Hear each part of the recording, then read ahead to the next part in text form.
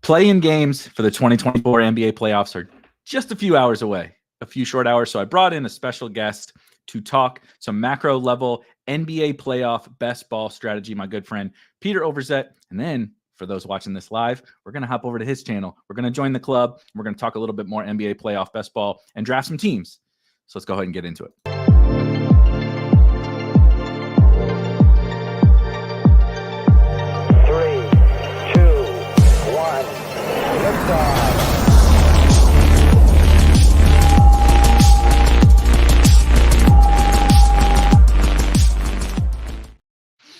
Pete, I don't know if I told you this, but the people watching this have probably heard me. The thing that made the light bulb turn on for me around best ball and like where this was going, where we are now and where we're trending, but years ago was the first time Underdog launched NBA playoff best ball, and I was like, "What is this? This is weird." You know, I had played on draft, I played in BBM 1 or whatever, and I'm like, "What is like NBA playoffs? How do you do this or whatever?" You start diving in, and I was like, "Oh my God, I'm hooked. This is amazing." You know, you get to predict kind of the future, but also draft your fantasy teams. And so this time of year is, you know, you and I kind of have to be NFL focused, but this time of year holds like a special place in my heart because it's like, it was then when I was like, oh, there's like a lot of potential for this whole space. And I find the NBA game, with the fact that there's series in the playoffs and there's a play-in tournament, to be even more kind of strategic than, say, NFL, where we come from and where a lot of people come from. Yeah, and it's also like, you know, with the dailies on Underdog, both like NBA and NFL, they've gotten so big, and there is a lot of like, it's kind of hard to mess it up. You know, like it's hard to get first, but like it's hard not to do. Like, I mean, if you just draft off ADP, like you're going to draft a good projected team. Whereas in these contests, like there is no rule book. And if you just go and draft players based off ADP, like you're screwed. And there's still people who do that, who like don't understand that this contest requires a really different approach. And as if like the equivalent of it to the dailies would be if like it removed a bunch of players that no longer made sense for you to take once you already took, but it doesn't do that. And so I think it's like one of the last spots on Underdog where there are huge edges remaining just for people who understand the rules. Dude, one of the last spots remaining, like in any of all this, right? Like you and I do DFS, like I'm doing sports betting, like we're doing all this. And like, I like to tell myself, or maybe I do, maybe I don't, whatever, like some small things I might have edges in. This is one of the last remaining spaces. I genuinely believe, like you said, if people like go, like, I don't think people read the rules. Like, I'm not sure that like most people do, but what percentage of the people don't even understand, like on Underdog, it's an advancement structure. On Drafters, it's cumulative. You know, who knows what the hell DraftKings is going to do. And then like, how do you even win this thing, right? You got to make it to the finals, but oh, there's games played, right? This isn't just even the NFL where like, okay, you know, I can tell myself a story about how DK Metcalf, they're never going to make the Super Bowl, but he makes sense on this team. Like, does Paolo Banchero make sense on an NBA playoff team? That's a very nuanced question and a difficult question to answer, even for smart people. So I really do think it's like the space, maybe the baseball people and probably the hockey people would tell you maybe that's even a more fertile breeding ground. Yeah. I would like to get into that, golf as well. But the NBA is kind of like that's the game that like I've always loved. I love basketball. So it's kind of a nice way for me to have a big edge, I think, but also get into a game that I still love. I mean, hockey and stuff is fine, but basketball has a special place in my heart. And for, you know, the other kind of selling point is for someone like me who understands the macro, but is not in the weeds on the micro, it's pretty easy to get caught up. And I'm not saying there are people who are going to know far more than me. They're going to know nuance of like, you know, you can pass on this guy and scroll down a little further because they're both bench guys, like all that kind of detail, like that I apply in football. Like I don't know here. And yet you can get up to speed quickly. Because if you understand master correlations, if you understand looking at the bracket and just knowing like, hey, what's a path where these 2 or 3 teams don't avoid each other? And I get these teams and build a full lineup in the finals. Like that's a simple concept to understand once you grasp it.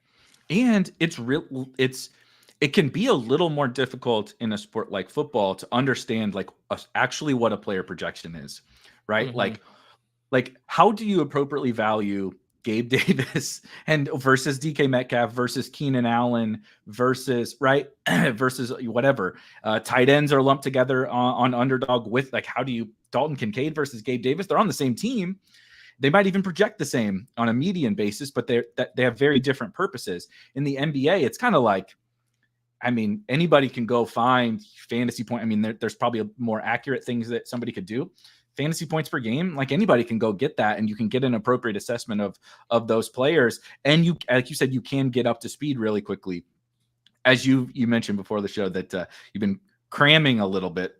What has been something that is kind of like, again, from a macro perspective, like, is there anything that was jumping out to you? Like, I need to do this, or maybe I haven't done this enough, or I need to keep this like macro level strategy when you're going in structural or player types or teams or whatever that it was jumping out to you. The main thing that I struggle with is not being in the weeds with NBA is understanding, like how deep are these rotations? Like I'm now learning, the Suns have a really tight rotation. And whereas some of these other teams, it's like, okay, maybe you can push it a little further. And then obviously like the injury dynamics too, where it's like, okay, like if you are going to play something like the Heat are winning, like is Tyler Hero coming back? And now is he like a better pick over Terry, stuff like that, where who's hurt, who's also hurt. Yeah. So that's where I get tripped up. Like, it's a little easier for me to know, like, okay, if I'm taking like the Lakers, I just take Anthony Davis and LeBron. Like, if they go far, like that's all you're going to probably really need. Anyways, that concept is a little easier for me, but like the injuries and knowing how deep should I be going when I'm building out a Boston or a Denver? Am I just like burning roster spots because these guys aren't going to score enough points to ever hit my lineup until maybe the finals? Yeah, I love that. I kind of walked through, did a draft stream last night and kind of walked through that from a Celtics perspective. And this was a little bit more drafters focused. So cumulative is it's very different, right? But especially for the Celtics, where they really have 5 guys, 5.5. We'll call Al Horford a half of a point. Like, you got the big 5. But the reason why the Celtics are so good is, I don't want to call it the 49ers, but a little bit, right? McCaffrey is kind of their Tatum. But it's really because they got 5 dudes. They're all awesome. They're all, Pro Bowlers, or they're all all-star level players. It's not Jokic. Like, the Nuggets are Jokic and then a bunch of secondary players, and they're good. Jamal Murray's awesome, etc. But the Celtics are kind of like, the reason why they're so awesome, the reason why they blew everybody out of the water and Jason Tatum is not in the MVP discussion, right, is because their 5th guy is better than everybody else's 5th guy. It's not necessarily because their top 2 guys are better than everybody. And so the fact that they're all so expensive, and we all see the fact that the Celtics are probably the most likely to make the final, being able to differentiate between, like, where do you really appropriately value Al Horford? Because the only time he's Juwan Jennings, right? The only time he's ever coming into play is if you can make it to the finals and you're like, I need those 46 points in 5 games from Al Horford or whatever, because he's probably going to get, I mean, at best, if he averages 15 fantasy points a game across the playoffs, now you account for sweeps, right? Like, we're expecting them to make an easy run. That's only 4 games or 5 games maybe around. You're not getting anything from Al Horford, but then we know we want to win, right? It's the week 17 of the NFL. We know we want to win. We know we want to win the Super Bowl. So where do you appropriately value that? I do find that to be the hardest thing, but my gut says the market is overvaluing those guys, generally speaking. Peyton Pritchards and Al Horfords and Christian Browns and all those kinds of guys. That's just what my gut says. I don't have any like hard data to back it up, but Al Horford goes really high for a guy who does not score very many fantasy points. Yeah, and I mean, the gauntlet for the advancement too, this is what makes it so tricky, and this is same for basically any of these advancement contests we play. But like 2 of 6 out of round 1, like that's very attainable. Like, you can fire a bunch of bullets and you're going to get, 1 out of 3 through if you're just an average drafter. Then that 1 of 10, that's where I think you start to feel the Al Horfords or the suboptimal picks, because people are going to have full lineups. They will not have lost anyone, and they're going to have superstars that are playing in round 2. And that is going to be so hard to get first place. The Al Horford you want when you're in the 310 person final and the Celtics are there. The question is, can you drag Horford through that 1 of 10? And oh man, I'm being a little bit probably biased because I like some of the team. That's another element from a macro perspective is ADPs. It's not like regular best ball where it's like, okay, Jokic goes 1. The first few picks are. But then it's like there's team levels, right? There's 3 Celtics that go in the top 7 or 8 picks or whatever, because everybody sees the Celtics. So you're getting, Zion Williamson is going to score 45 fantasy points per game assuming they get in, right, into LeBron James, Anthony Davis, as you mentioned before. Yeah. So figuring out when to take those guys over the Al Horfords. And for me, I think the thing that we see in the market, funny enough, you talked about this on one of your videos for the NFL that I talked about, like market overconfidence. And I think that's really all that it is relating to the Al Horfords of the world, where it's like, the market is so confident that the Celtics are going to make it that a guy who is completely useless until maybe being your last starter in the NBA Finals is going in the 20s, of drafts like that. So I can get Knicks players who are the 2 seed in the East. None of the Knicks besides Jalen Brunson go in the top like 40. And it's like that, Thunder are the 1 seed in the West, and they're easily attainable in drafts. And so I personally, from a macro perspective, like I prefer the Knicks, but if you like the Pacers, I think are an awesome way to play this tournament with Giannis banged up, right? The West is totally wide open. And so I just kind of feel like there's more of an edge in going that route and just saying, look, what if the Nuggets don't make it? I don't need Al Horford. If the Nuggets don't make it, I don't need Al Horford because I got 3 Lakers, right? I got LeBron and AD and Reeves or whatever. I don't need Al Horford because I just had a unique finals matchup. And I think that balance is tough, but I lean more like let's play for an upset rather than play for the chalk final and pray Al Horford is my differentiator. Right. Yeah. So do you find yourself landing on specific constructions like, a 3-2-2-2, or like, do you have any ones that you've been falling back on? Yeah. So it's funny you say that. I have it pulled up and I was looking at that. This was what I was deep diving before the show. And what I do enjoy about this is our draft IQ tool. And so I have drafted, I think I need to upload one more, but anyway, I'm going to try to get to like 50 or something like that. I will not be able to get to 150 of these with everything we got going on, but there's about 20 teams in here. And so you see kind of my general construction is very similar to this one kind of stand, if you will, right? I'm in one conference or the other. I got 4 guys from that team. And then I'm going to load some secondary stacks, and just kind of how the draft is going is going to be how those secondary stacks are going to fall. And see 4-3-3, 5-3-2. Not on here is like 4-2-2-2, which is kind of one of my favorites. Give myself a shot at 3 different, right? Yeah. Give me, if you can get the Celtics, that's the dream, right? Give me 3 Celtics and then give me 3 different Western Conference teams. And I got 2 guys. So I got 3 of 8, right? A 3 out of 8 chance theoretically to make the finals. That's kind of where I tend to fall, but it generally all starts with, like you see here, one stand. Like I'm taking one stand on one team and then figuring it out from there. And it does, the way this works differently from NFL, where, like you said, the MVS can pop up and have that one play that literally is the player, the guy you need. Whereas the sample size with these being 7-game series make it to where that's harder for that variance to work in your favor. So it does seem like it pushes you toward, you make your one big bet on the team that you think for sure is making it to the finals, and then just take 3 stabs on duos who are generally, most teams are going to only have 2 to 3 studs anyways. And then just say maybe 1 or 2 of these make it to the conference finals, and then I'm cooking. I also think it's a great way to play into that variance. The correlate. I mean, we know this from like history of fantasy football, best ball, DFS, whatever, where it's the kind of like draft like you're right thing. But draft like you're right also often means like draft like you're wrong. Whereas like I'm going to get things wrong, but something is going to go right on this team. Right. And so I don't know which one it's going to be, but like the Pels get the 8th seed. And I planned around the Celtics. Let's just say I planned around the Celtics on this team. The Pels get the 8th seed. They take the Thunder to 7 games in round 1, or they upset and they win. I got that thing right with a cheap Zion, cheap Ingram, cheap McCollum, whatever.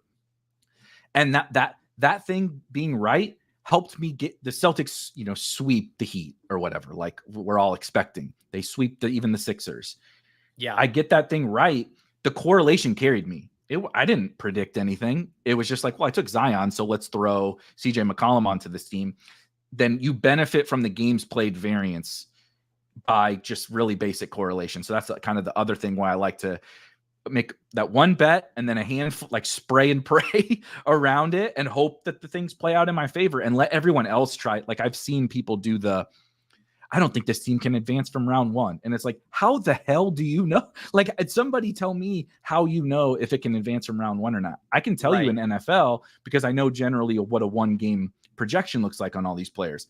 In the NBA, like Max Strus could drop 100 something fantasy points in this series against the Magic and carry you through. And he's Max Strus. But if he plays 7 games and Drew Holiday plays 4, he's going to destroy Drew Holiday. So that's definitely the biggest element, but I try to lean into the correlation for it.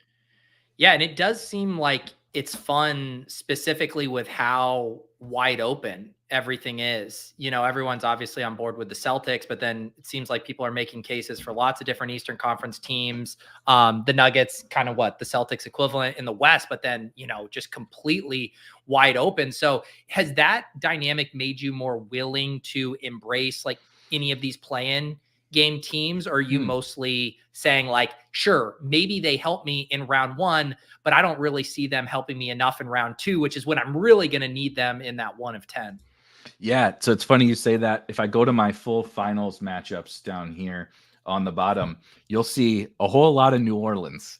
Yeah. And it's exactly what you just outlined. Like there's not a lot of, but right. So Knicks and New Orleans, those are kind of my 2 teams. I'm trying to get my Pacers up, but that's not the playing thing. That's just, we have new information now that Giannis is basically not going to play. And I would like to pounce on that. That's another thing, just super quickly. People get worried about, oh, there's all those Boston and Denver super teams from the first little while of the tournament, which I understand why people worry about that.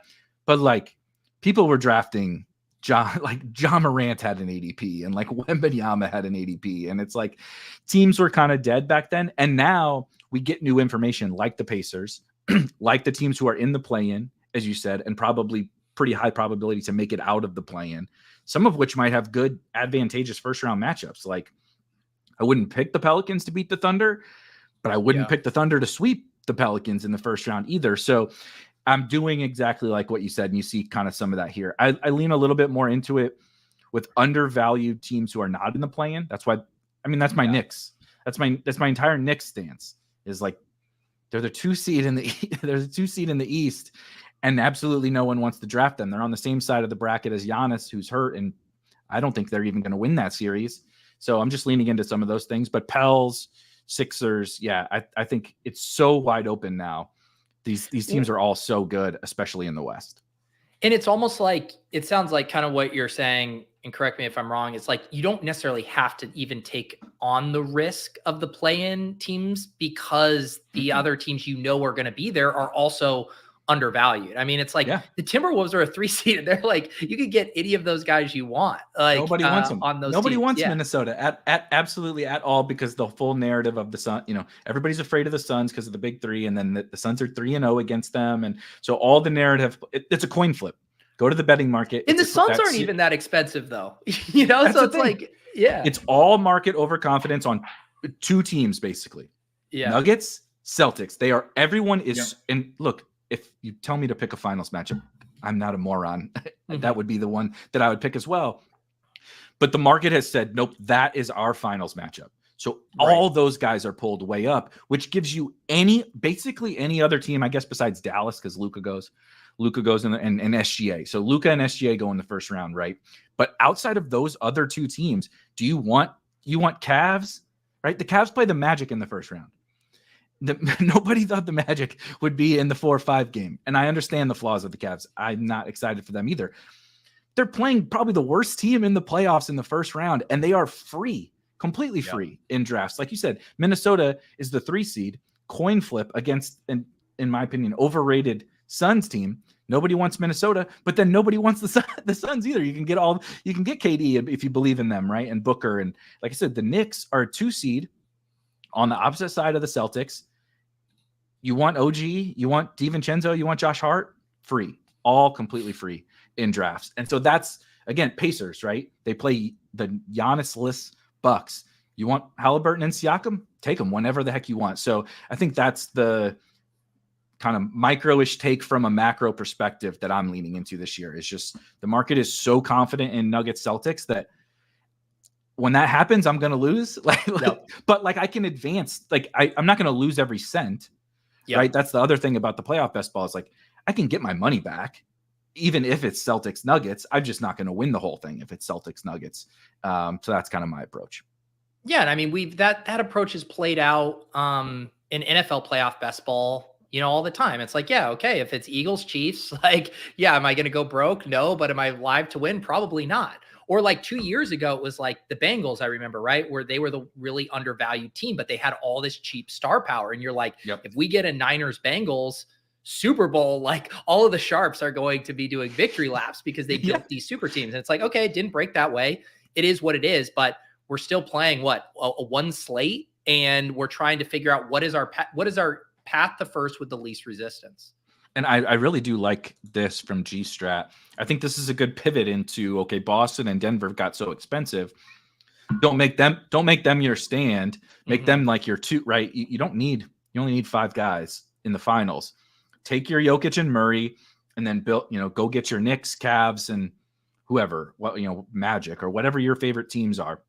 Heat, any of these guys. I like doing some of that. And that's not to just always lean back on the football stuff, but that's kind of how like the Super Bowl broke, right? Where it's like the Niners were the equivalent of the Celtics, right? Where it was really hard to get like all of those studs, but then the Chiefs was wide open. Like people were not projecting the Chiefs to go. Like you get all of those guys throughout your draft whenever you want. And you were playing that as like, this is the upset, like people didn't necessarily believe at the time that they could go all the way, but that is what made it viable to build really good 49ers Chiefs matchups. It is honestly like a perfect parallel to this year with again, using the Niners Celtics comp. Like I think we all of us in the know, if you will, that grind this really hard. We're like, it's going to be really tough for the Niners to not make it. I think like the Eagles were frauds by that point. Dallas is Dallas. And so I didn't really see like it was an easier path for San Francisco to get there. And they're just awesome. In the AFC, it felt like the West, right? Like there are teams that I like a little bit more than others, but like that's Denver. But like if the Mavs make it, with Luka and Kyrie and all would anybody be surprised? No, the Thunder are the 1 seed, right? Minnesota gives Denver fits in those matchups. The Suns have 2 of the best players on the planet on their team, plus Bradley Beal. It's like, would any of those teams be surprising? Just like the Chiefs were not surprising. Yeah, that's how I kind of feel about it. So I like that approach of being like, you don't have to fade Denver and Boston. It's just maybe let's not build Denver, Boston as my bet on that one team. Yeah. And it's like, haven't we already even been through this with the Heat in previous years where it's like it appears as if there's no way another team can make it. And then it's like, well, no, that does happen. Then it's going to be the Heat again. Just wait till tomorrow night when they beat everybody. That's the play-in thing, last thing on the play-in thing, and then we'll hop into a draft and see what we can put together. Everybody gets so fucking confident at this time of the year. It's like, all right, the season's over. We got the matchups. I know which is a good matchup for this team and which is a bad, right? That's the Suns Minnesota thing. Is like Minnesota got so unlucky. Phoenix, what a great draw for Phoenix and all that. They beat them 3 times in the regular season. And it's like, that happens all the time. It happens all the time and doesn't matter in the playoffs. You said the biggest thing, the Heat are the shining example of this, where people are like, they're clicking at the right time, right? How many times do we hear that heading into any playoffs? And then you hear the opposite. The Heat just don't look right. They're not playing well down the stretch. Fast forward 2 months and they're in the finals. And it's like, we just get so confident at this time of year. And I think you see that in ADP in these drafts. And so it's a really exploitable game. You're probably going to lose because it's exploitable doesn't mean you're going to win from it. But I do think it's super exploitable. Yep. Yeah. As we hop into a draft here, you mentioned like being on the Pelicans a little bit. Do you ever take more than 2 Pelicans, or do you ever take more than 2 guys in a play-in team? Ideally, no, but there have been teams where you kind of get backed into some, the draft doesn't always give you what you want type of situation. And so I've had where I end up with with 3 Pelicans. I don't want to do more. Like, I don't want the Pelicans to be my stand on any team, but I have been backed into, because there's also like positional things sometimes, you know what I mean? Yeah. Where it's like, crap, I need a big, like my only big is Zubats or something like that. It's like, you're in trouble in any round with that. So then you have to think about what to do, but generally just 2. I will say most people are going to do Zion and Ingram. And I'll do Zion and Ingram too. I like to play around a little bit with the second guy. I think Zion is the core piece for the Pelicans, but like McCollum versus Ingram is not a big difference. That's how I feel about the Knicks too. It's like Brunson is the guy. You want Brunson. But then DiVincenzo, Hartenstein, whatever, you can play around with those. And so I like those teams for that as well. They have options as the second guy compared to your Lakers take, where it's like, it's LeBron and AD. Like it's just LeBron and AD. Well, those are the spots I want to get caught up to speed on quickly before I get a bunch more entries in, just because I think that is the exploitable thing, right? It's like getting that pretty big ownership discount too in some of those spots where if everyone's defaulting toward, one guy versus the other, like I will say this goes against our not getting too thin with Boston stuff. And this is like for me, like reading one article, and you can tell me how fishy this is, but like I've been scrolling past and going down to like Sam Hauser as the guy being like, look, if I'm going to do a thin guy, at least let me do the guy that's not getting drafted. Who is the other one? Pritchard, who's getting drafted a lot. I like that. Yeah. And then just being like, at least if I'm going thin, no one else is going to have him, or very few teams.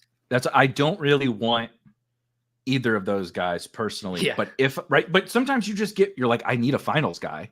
You get backed into it. I would take Hauser over Pritchard because everybody just defaults to Pritchard. I would take Luka here. I'm pretty hyped about the Mavs. I just recently, yesterday, put up my my updated playoff bracket, pre-play-in playoff bracket, and I actually got the Mavs coming out of the West. So I'm excited that we got a chance to take a Luka team here because I'm pretty bullish on them. No, I like that. I did probably 4 or 5 drafts earlier this afternoon, and I did not land a single Luka share. So I'm glad to build one out here. They got to be one of the teams I think, like if I didn't have exposure to them, I would be completely mortified. Like we talked about Minnesota and Phoenix and stuff being undervalued, but like if I ended with none of them, would I be like upset? Probably not. If I ended with no Mavs in my portfolio, I think I would be like, I did something wrong, something bad. Yeah. This is bad. Well, and because Luka, right, is on that level of kind of a Jokic or superstar who can just take the team and drag them to the finals just by playing like a total superstar, and then you're going to want to have mixed and matched various pieces around him. It's the perfect combination of real life and fantasy that he's so good. They've improved the team around him to elevate him and elevate the team performance. But then even from a fantasy perspective, he's going to score 60 something in every game that he plays in the playoffs. Like God bless Jason Tatum. He's probably going to have some games where he upper 30s, low 40s in fantasy points. Yeah. Like, he may need 3 Tatum games sometimes to catch 2 Luka games, which is like, there's not a lot of dudes who can do that. So it's that perfect kind of convergence of those two things. It's unlikely to be a sweep. I mean, anything can happen in the playoffs, but that's another one of those series where it's like Clippers are probably at least going to, even if they lose, going to get a couple games. So it's just kind of the best of all of those different worlds. Let's see here. What do you like around this spot? So we wouldn't go Clippers. Would we want to grab like another go Minnesota, or do we not want to go Western Conference again this early? I was thinking Brunson to go over to the East. Go over to the East. Yeah. Yeah. And strictly because I think Edwards would be okay. They're on the opposite side of the bracket, right, and then you can come back for some cheap East teams. But I don't, and technically Murray is too. I don't like to build Denver without Jokic. I'm not saying that that's right or wrong. That's my personal belief. Like, it's kind of like building Dallas without Luka. Is like, are you really going to win with PJ Washington when the other guys have, this isn't the NFL. Like, Luka's going to score so many. Same thing with Jokic. I like to, because these other teams, right? Drew is the 5th best option on his own team. The Clippers we're going to be able to get Clippers with Kawhi later. I don't want to build without Jokic with Murray. So you just kind of start scrolling down, and then like Chet, they would play in the second round. I like to just give myself that superstar Nick and move on to the next. Yeah. And the nice thing about when this happens in NFL drafts too, where you almost get like squatters rights. When you take the best player, then people will stay out of their lane because they're like, do I want to start with Kyrie or do I want to go, be the guy who takes the second nick off the board? And so then you can start to push them and then even build stronger teams with more superstars.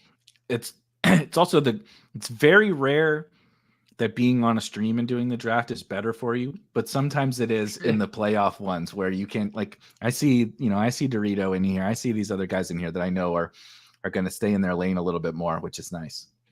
But I would definitely be looking at Kyrie here for sure. Hopefully we don't get mushed, but he seems like a slam dunk. Yeah. And then is there a third Dallas guy you do? It's a pretty big drop off. I like two guys, but they're kind of like, of course. Well, now we'll be discussing some maps. We both mushed that so hard, being like, they'll let you have Kyrie. So hard. All right. I don't want Kawhi. I don't want the Bucks. We could do Suns if you like Suns. Maxey and hope that they don't play, or Gobert. Yeah. Reference. Who is Durant? You want to try Suns and just get some studs? Yeah, let's do Suns. I like that too because you want to really get deep in the Galbraining woods. Neither of these, our two teams that we started out our bets with, have very strong wings. And Nurkic is not an amazing big, but he's a solid enough big. Whereas, I take these guys. The best wing for Dallas is PJ Washington. The best wing for the Knicks is OG Anunoby. It's a lot of guards. Like, both those teams are really guard heavy. And so mixing it, you see a lot of New Orleans for me because their best players are wings. And it's it's a natural seamless fit with some of the other teams I'm drafting. And so I think the Suns are a pretty good fit here. Yeah. And I'm sure people are way ahead of this who have done a lot of these, but you start to figure out some of those things of like, I need an Eastern Conference and I'm weak on bigs. Well, guess what? Cleveland really sets up nicely for that, of having a couple options so that some of the positions line up nicely depending on what you're trying to accomplish. The play-in teams do a good job of that, actually. Lakers, Heat, Pelicans, not so much like Warriors or whatever, but a lot of them have filler that fits with your your superstar guards or superstar bigs or whatever. The big teams, not a lot of great wing play. Tatum and Brown, and outside of that, it's guards and bigs. Yeah, and when you get in that spot, do you kind of then just be like, I'm just gonna trust that this wing's gonna carry me, and I'm not gonna try to force it positionally? Yeah, pretty much. You have to take on risk, man. It just is what it is. You're not going to get everything you want in that draft. Man, there's some fallers going on here. Did we just get sniped on Booker too? Yes. So we got the Booker and Irving just like snipes. Jesus. Okay. Let's think about this now. This is making it a lot tougher. Can I I was going to say Indiana. Yeah. Yeah. I think it's the right kind of team to try to get to Indiana. I think they are, like I said, one of those situations. You don't get these all the time in best ball, but it's kind of like, we're going to call them the Kyron Williams of this NBA playoff best ball landscape. None of us knew about Kyron Williams in May and June. Was it Zach Evans? Was it Kyron? Was it whoever? We didn't know. You eventually get more information. You're like, oh shit. Not only is Kyron Williams the backup, Kyron's the third down back and maybe the goal line back. And they really don't like Cam Akers. You act on that new information and now you start taking that guy. That's how I feel about Indiana. It's like, look, 2 weeks ago, they were not an awesome pick. That's okay. Those teams can still do well and these new teams can do well. But the teams before, with Celtics, with Nuggets, whatever, we're not capitalizing on this. The Pacers are now not playing against Giannis. They're playing against Bobby Portis. It's a huge advantage now. So they're a big one for me. Yeah, I like that. Let's see here. So I'm gonna cue Siakam. I'm gonna start just queuing some guys because now we actually have to kind of really start thinking, because of those snipes, what our actual finals lineup is. Yeah. I'm gonna go Siakam. I know it's a tick early, but he's the second Indiana guy where you asked about do you ever? I think it's Halliburton and Siakam, and that's their dollar store LeBron AD is Halliburton and Siakam. But now Dallas actually. So PJ Washington and Daniel Gafford is the other. And Gafford will fit well here because we don't have any bigs. Miles Turner will fit well on this team, a big for the Pacers to keep in our back pocket. And then the Suns guys and then the Knicks guys, which will be – that's the problem with the – which of these teams is our best bet to getting to our 3 to at least unlock a full finals matchup? We can get there with Dallas or New York. I mean, of course, the Pacers too. I guess we can get there with all these guys. We'd probably have to take Beal and Nurkic right now. But I think we can get there. Yeah, we can get there with PJ Washington and Gafford for Dallas. The Knicks, everybody else is still available. OG, Hart, DiVincenzo, Hartenstein are all still there. And then Indiana, everybody else. So we're actually in a better spot. It felt really bad when those snipes happened. Do you have a preference on it? Now let's get the Pete team take. Out of these teams, which one would be your favorite one to make that bet on? Yeah, I mean, in general, I kind of default to our superstar lean there and go Dallas. It also seems like they will have. Do you think of all the 1 and 2 seeds? They'll have, or I guess the underdogs in the second round that they would have the easier matchup. Like I know the Thunder are good, but that's still a winnable series for them. I agree. So I took Gafford. I think who you take, I think him and PJ Washington are very clearly the 3rd and 4th best options from a fantasy perspective for the Mavs. And then it just kind of becomes positional, whether you need the wing or big, and we don't have a big yet. And so we'll probably be in need of Gafford. He's pretty good for fantasy too. So I agree. I think Mavs was the right call. Yeah. There. And I guess the one interesting thing, like we're live for a Mavs Suns Western Conference Finals, but with our Pacers would face the Knicks in the second round. Yeah. And I think that that's okay. I think that you can, so long as you don't like completely handcuff yourself on both sides of the bracket, I think it can be okay to say, look, I'm not going to have all 10 guys in the conference finals, but I am assuming they both win the first round. I am going to get 2 or 3 for sure on the East side, right. into the conference finals. I think that that's totally fine. And the other kind of logic I like to it is it's making the Knicks matchup a little easier, right? Like it's probably easier to play the Pacers than the Bucks, especially if Giannis is back healthy then or whatever. I don't know if that's possible, but to me, then you're kind of leveraging that bet anyways of like, hey, we're playing for like a Knicks Mavs, and this is going to make it easier for that to happen. All right. Trying to think this through. We know we need PJ Washington. We know we would like Knicks. So Suns may end up a small sacrificial lamb just to make sure we get our priorities right. Like we can't really afford to lose out on PJ Washington. And I mean, technically we could bet on the Pacers over the Knicks. So that's still there. But I think we just need to make sure we get PJ and then kind of can figure it out after that. Just so at least now, look, we're done with Mavs. We made our Mavs bet. Now we figure out the East or the Suns.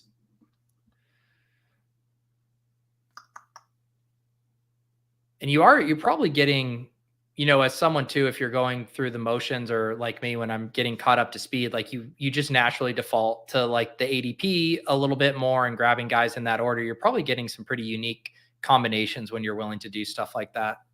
It's a huge edge to be able to separate yourself from the ADP, and that's why I do use the queue. Obviously, during a normal stream, we don't like, and it hasn't worked today, getting sniped like crazy.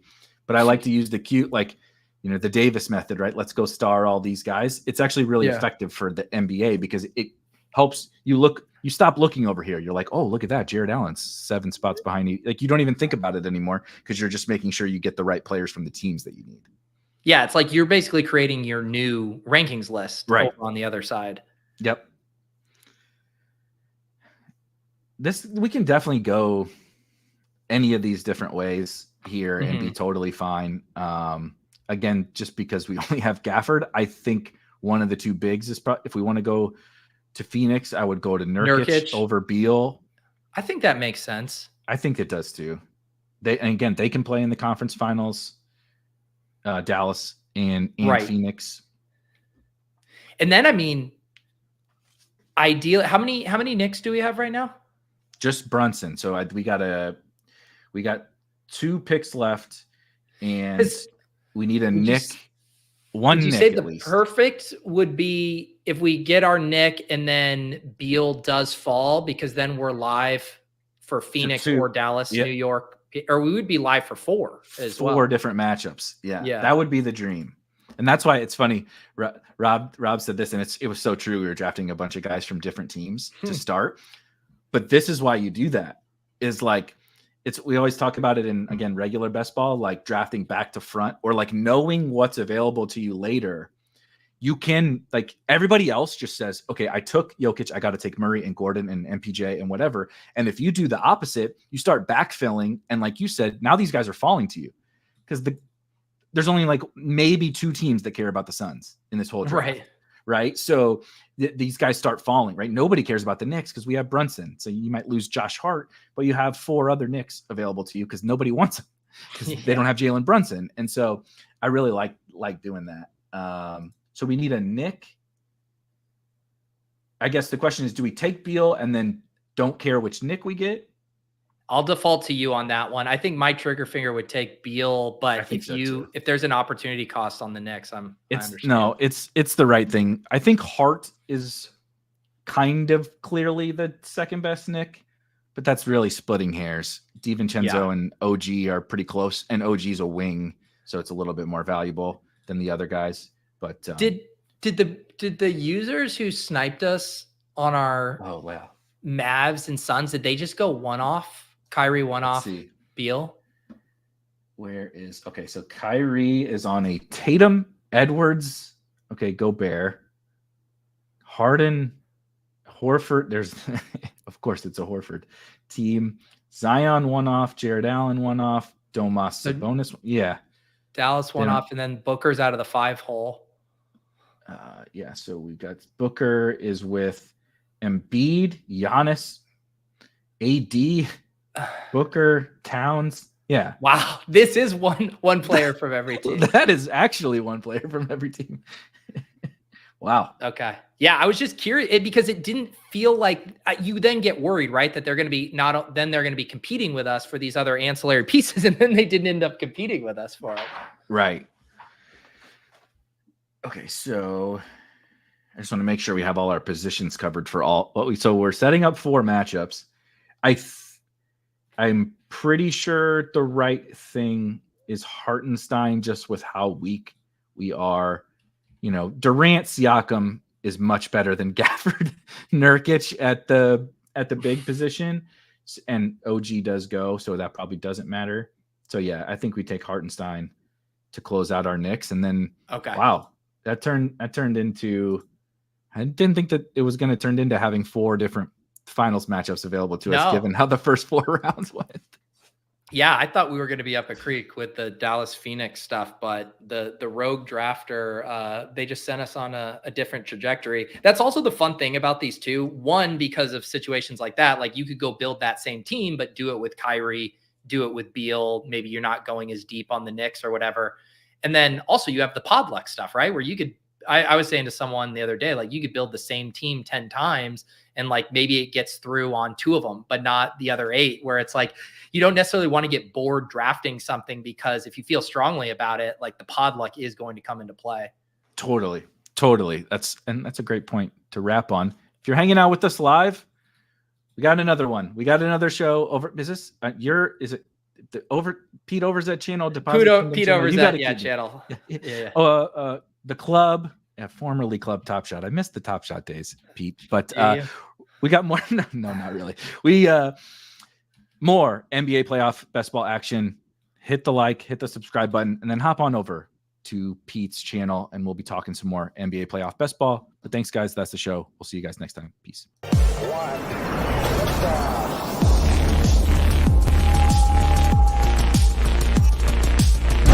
Woo! Those were some spicy takes. Want to stay up to date with all of the other spicy takes we're going to have over here at Spike Week? Why don't you press that subscribe button below? You turn notifications on, we draft a team, boom, you know about it. We have another spicy take, boom, you know about it. You can be there. You can draft with us. You want to stay up to date? That's how you do it. All right, we'll catch you later next time here at Spike Week.